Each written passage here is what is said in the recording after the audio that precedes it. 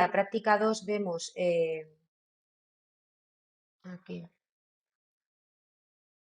En la práctica 2 vemos los pantallazos de la creación de la máquina virtual, que vamos a ir siguiendo ahora, y en el punto 6 viene un enlace para descargar la ISO, que es lo que os estaba comentando.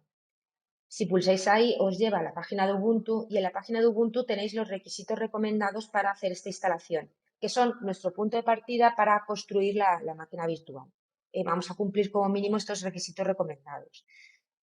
Pues desde aquí la podéis descargar la imagen de Ubuntu. Bueno, pues una vez que esto lo tenemos claro, 4 gigas de RAM, 25 gigas de disco duro como mínimo y un procesador de 2 núcleos a ser posible, pues podemos tener ya un punto de partida para figurarnos cómo será nuestra máquina, ¿vale? Bueno, pues para hacer la máquina, pues me vengo aquí a VirtualBox y, bueno, concretamente mi versión de VirtualBox igual es un poco diferente a la vuestra, pero los menús que tengáis van a ser básicamente los mismos. Bueno, pues aquí dentro de máquina puedo hacer una máquina nueva. Entonces, cuando hago una máquina nueva, le pongo un nombre. En la práctica os digo que sea Ubu vuestro nombre, en mi caso Ubu Cibeles, que sea de tipo Linux y que sea, podéis elegirlo, y que sea una Ubuntu de 64 bits, ¿vale? Si no os da la opción de Ubuntu de 64 bits es porque no tenéis una máquina virtual, o sea, no tenéis una máquina física de 64 bits. Entonces, ¿cómo funciona esto de la virtualización? Cuando hacemos una máquina virtual, lo que hacemos es que simulamos un hardware en una máquina real. Pues ese hardware simulado tiene la limitación que tendrá mi máquina real. O sea, nunca voy a poder tener un hardware simulado mejor que el de mi máquina real. Y eso es lógico, porque al final utilizaré, al fin y al cabo, los recursos de una máquina que existe. Entonces, yo puedo tener la Ubuntu 64 porque mi máquina física es de 64 bits, es una arquitectura de 64 bits. ¿De acuerdo? Si no la tenéis, pues ponéis Ubuntu 32, pero entonces tendréis que bajar una ISO de 32 bits. Entonces os recomiendo que intentéis hacerlo de 64. Vale, y esto es la carpeta de la máquina, es decir, esta es la ruta, la ubicación donde va a guardar los ficheros que simulan mi máquina virtual, donde se instala la máquina.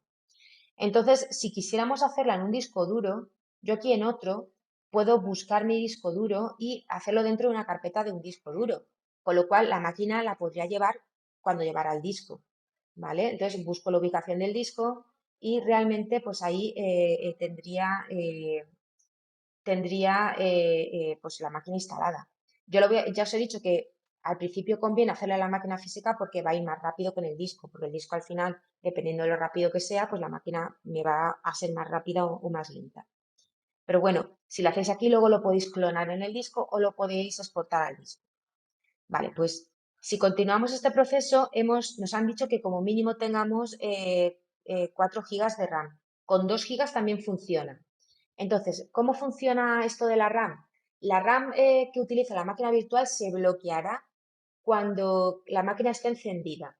De manera que si yo tengo 8 gigas, vemos que aquí tengo 8 gigas de RAM en mi equipo, por eso me da hasta este tope como para poder configurar. Pues si tengo 8 gigas, yo puedo llegar a bloquear pues una serie de mi RAM. Pero una vez que he apagado la máquina, ya tengo a mi disposición toda la RAM disponible. ¿Por qué funciona así? Funciona así porque, a ver, nosotros en un momento dado vamos a querer pues tener a lo mejor más de una máquina virtual y entonces no podemos tener la RAM bloqueada. O sea, igual lo que hacemos es que bajamos la RAM a 2 gigas para tener dos máquinas de 2 gigas y después, cuando tengamos una sola, se la subimos a 4. Por ejemplo, en mi caso, que puedo tener hasta 8. Pero mirad que aquí hay un semáforo. ¿Qué quiere decir el semáforo?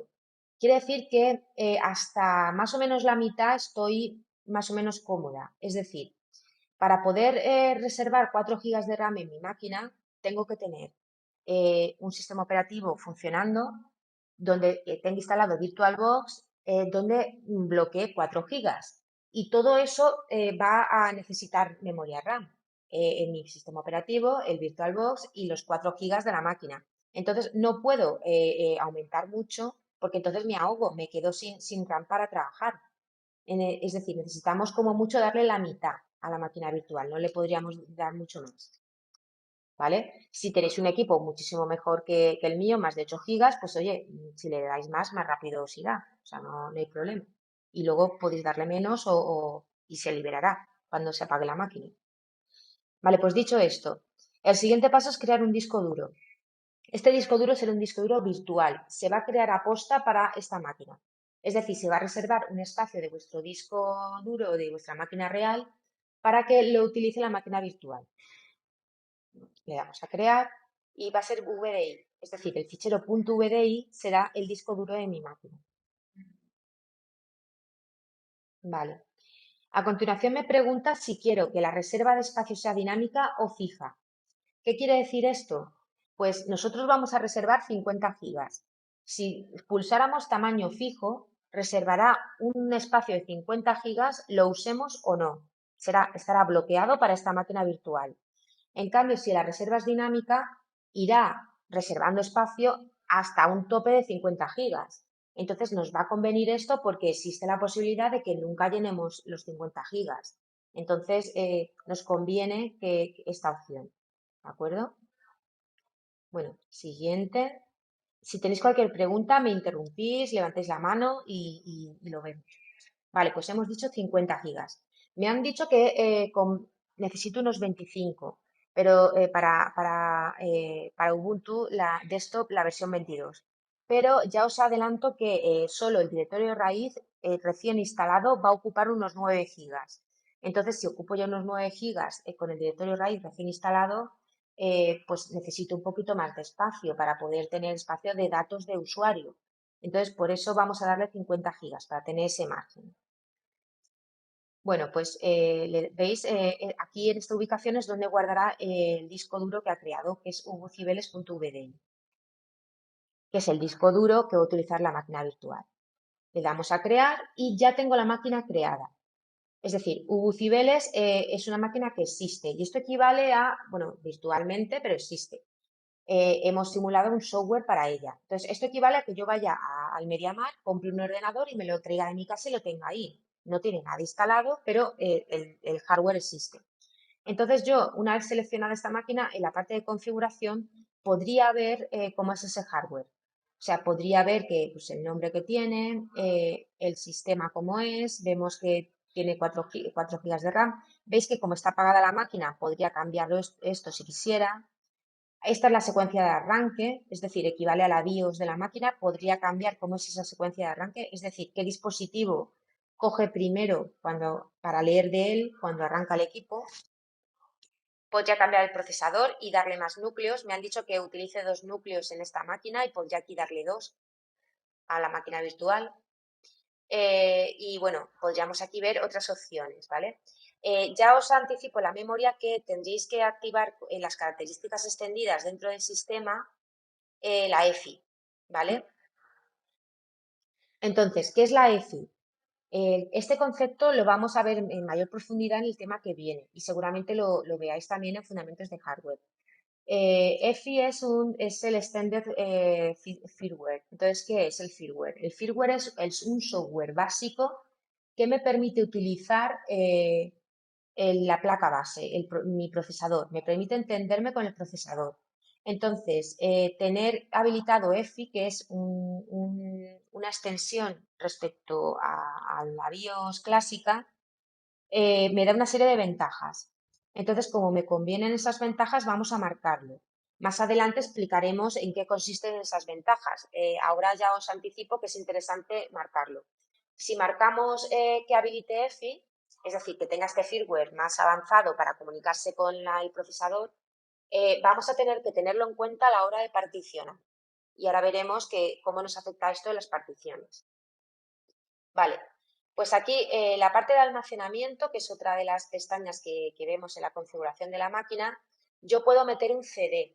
O sea, yo puedo pues utilizar el controlador ID y meter un CD. Aquí ahora mismo está vacío, no tiene nada.